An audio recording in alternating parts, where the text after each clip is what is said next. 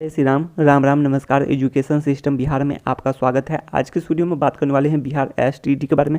Bihar STT अभ्यर्थियों के लिए बड़ी खबर निकल कर सामने आ रही है। सबसे पहले आप लोग हेडलाइन देख लीजिए, merit note in merit list case update, तो इस पर बात करने वाले हैं। उसके बाद आप लोग सेकेंड हेडलाइन देख सकते हैं, हाईकोर्ट का बड़ा निर्देश, तो इस पर भी बात करने वाले हैं। जैसे कि आप लोग को पता भी होगा कि 21 जून के बाद हाईकोर्ट के पटल पर कई मामले लंबित हैं। बिहार एसटीटी से जुड़े हुए कई मामले लंबित हैं और 12 मार्च के बाद भी कई मामले लंबित हुए हैं। तो ये सभी बातें आप लोग को पता भी होगा कि यहाँ पर बिहार एसटीटी में याचिकाओं का दौर चल रहा है। जैसे कि आप लोग को पता है कि 12 मार्च से पहले भी याचिकाएं दर्ज थी और जिसका जजमेंट आने के बाद ही रिजल्ट जारी हुआ था। और कई मामले लंबित पहले भी थे, जैसे कि मैथ का हो गया था, उसके बाद सिलेबस का हो गया सेकेंड, और थर्ड था 106 कैंडिडेट का। तो इस तरह से 3 मामले लंबित का जजमेंट के बाद ही रिजल्ट जारी हुआ था। तो ये सभी बातें हैं, याचिका का दौर चल रहा है। और आप लोग जानते हैं कि रद्द कराने के लिए भी याचिका दर्ज हुआ था बिहार एसटीटी को रद्द कराने के लिए, और रद्द हुआ भी था। तो कोर्ट ने बात करें, उसमें कोर्ट ने रद्द नहीं किया था, वो रद्द बोर्ड द्वारा किया गया था, बिहार बोर्ड के द्वारा ही रद्द किया गया था। तो ये सभी बातें आप लोग को पता भी होगा। तो याचिका का दौर चल रहा है बिहार एसटीटी में, एक तरह से कहा जाए। उसके बाद रद्द कराने के बाद भी एक याचिका दर्ज हुआ था रिजल्ट के लिए, लेकिन उसका कोई परिणाम नहीं निकला था और परीक्षा भी हुई थी, उसके बाद फिर याचिका हुआ था। तो ये सभी बातें हैं, तो इस तरह से समझ सकते हैं। और 12 मार्च का जो रिजल्ट आया था उसके बाद भी याचिका हुई थी।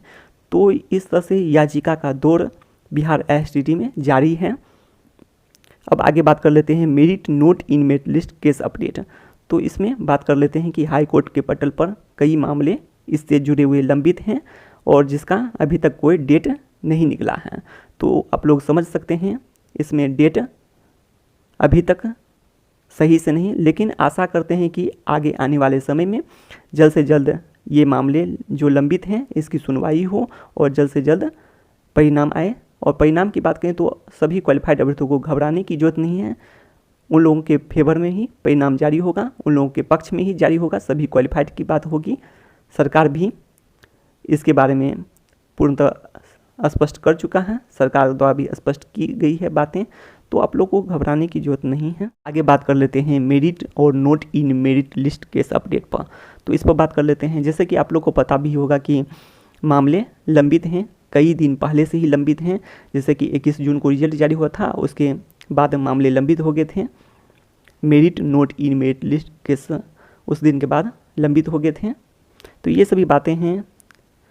उस दिन 12 मार्च को क्वालिफाइड के रूप में रिजल्ट दिया गया था और नौकरी पक्की का आश्वासन दिया गया था, लेकिन बाद में 21 जून को बड़ा बदलाव हुआ था, उसके बाद मामले लंबित हैं। तो ये सभी बातें कई वीडियो में बात कर चुके हैं। तो उसके बाद इसमें आप लोग समझ सकते हैं कि काफ़ी समय बीत चुके हैं, लेकिन अभी तक सुनवाई ही नहीं हुई है, तो परिणाम की बात ही करना दूर है।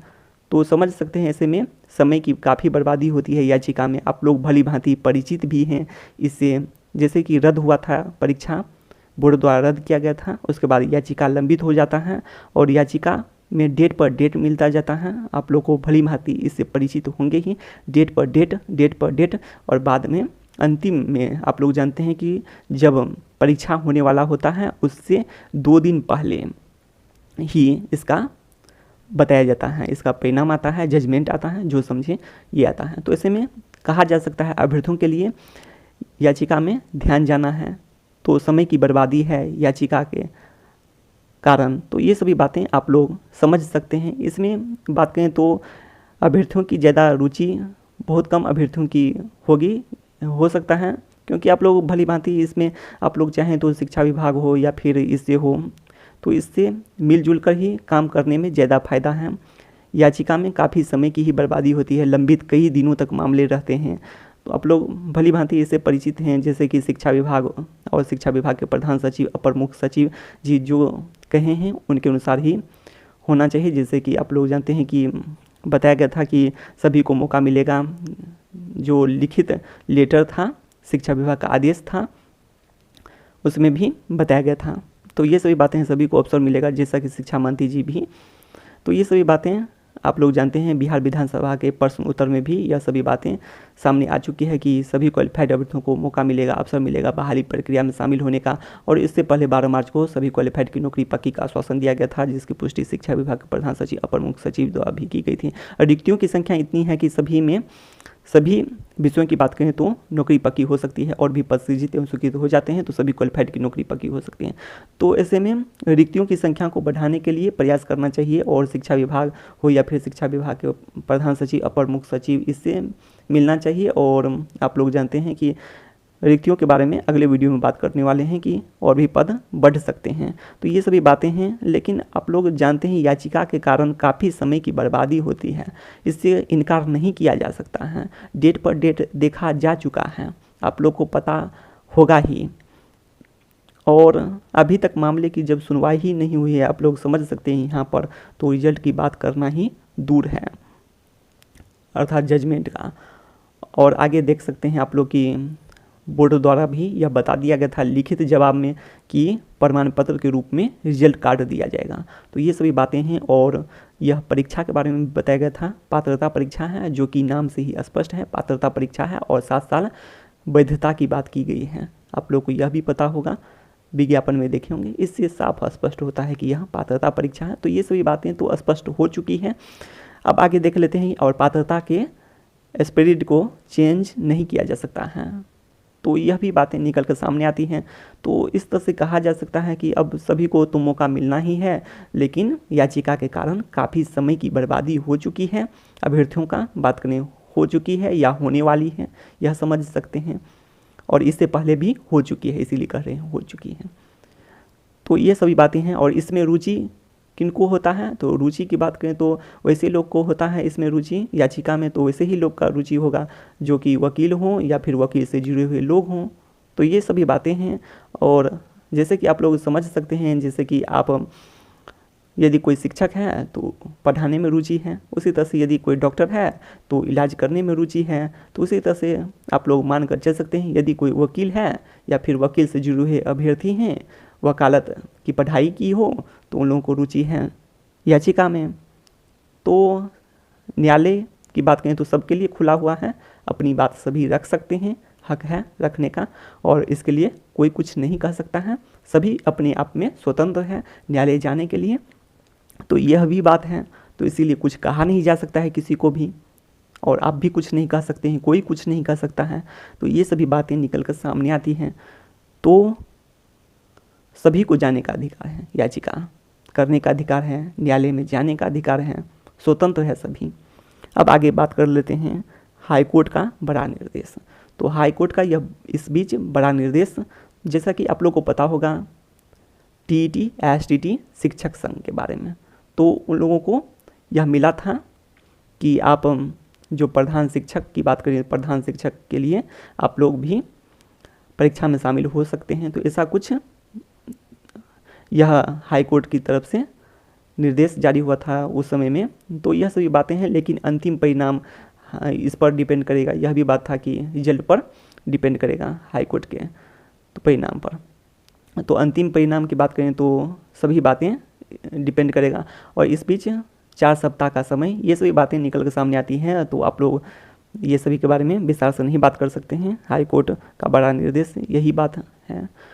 तो ये सभी बातें निकल कर सामने आई हैं। तो इतना ही कहना चाहते हैं, याचिका में तो समय की बर्बादी तो होना ही है, और यदि प्रयास किया जाता और भी पद सृजित एवं स्वीकृत करने के लिए तो बात ही कुछ और होती, अधिक से अधिक लोगों को अवसर मिलता, अधिक से अधिक लोगों को नौकरी मिलता।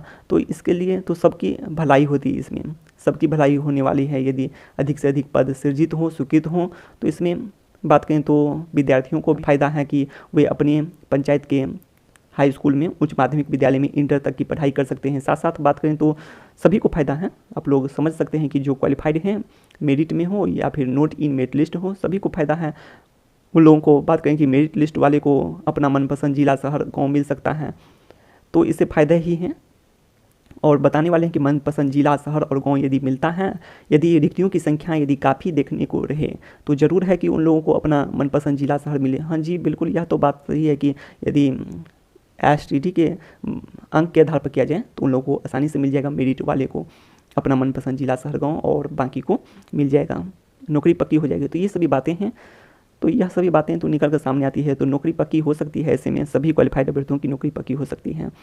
वैसे बात करें तो एकेडमिक के आधार पर हो, तो एकेडमिक के आधार पर हो तो जिनका एकेडमिक ज़्यादा है तो उनकी पहले बात करें तो उन लोगों को मिल सकता है मनपसंद जिला शहर गाँव, और बाकी को नहीं मिलेगा, बाकी को कहीं नौकरी हो जाएगा, तो नौकरी पक्की ऐसे में भी हो सकता है। तो ये सभी बातें हैं। तो देखिए STT मार्क्स के आधार पर हो या फिर एकेडमिक के आधार पर हो, तो फ़ायदा किसी को होना ही है। तो यही बातें हैं, तो इसमें कुछ कहा नहीं जा सकता है, सभी स्वतंत्र हैं हाई कोर्ट के पटल पर अपनी बात को रखने के लिए, इतना ही कहना चाहते हैं। अब आगे बात कर लेते हैं। तो यही बातें हैं, सभी विषय की बात करें तो सोशल साइंस और कंप्यूटर साइंस में आगे आने वाले वीडियो में बात करने वाले हैं कितने पद सृजित एवं स्वीकृत हो सकते हैं जिससे सभी क्वालिफाइड की नौकरी पक्की हो सकती है। यदि प्रयास किया जाता रिक्तियों को बढ़ाने के लिए तो अभी तक कुछ बात होता, क्योंकि आप लोग जानते हैं शिक्षा मंत्री जी द्वारा भी पुष्टि की गई थी और बाद में प्रधान सचिव द्वारा भी, तो बात ही अलग होता। और आप लोग महत्वपूर्ण बिंदु के बारे में पिछले कई वीडियो में देख चुके हैं, तो बात कुछ और होता। लेकिन यदि आपस में ही मतभेद हो तो बात अलग होता है। और 19 लाख रोजगार नौकरी की भी बात थी, तो परिणाम कुछ और होता। अभी 60,000 नौकरी पक्की करना कोई बड़ी बात था नहीं, क्योंकि 80,000 में बहुत सारे डॉक्यूमेंट वेरिफिकेशन में भी बाहर होंगे, दस्तावेज सत्यापन में। ये सभी बातें पिछले कई वीडियो में कर चुके हैं, तो इस तरह से समझा जा सकता है।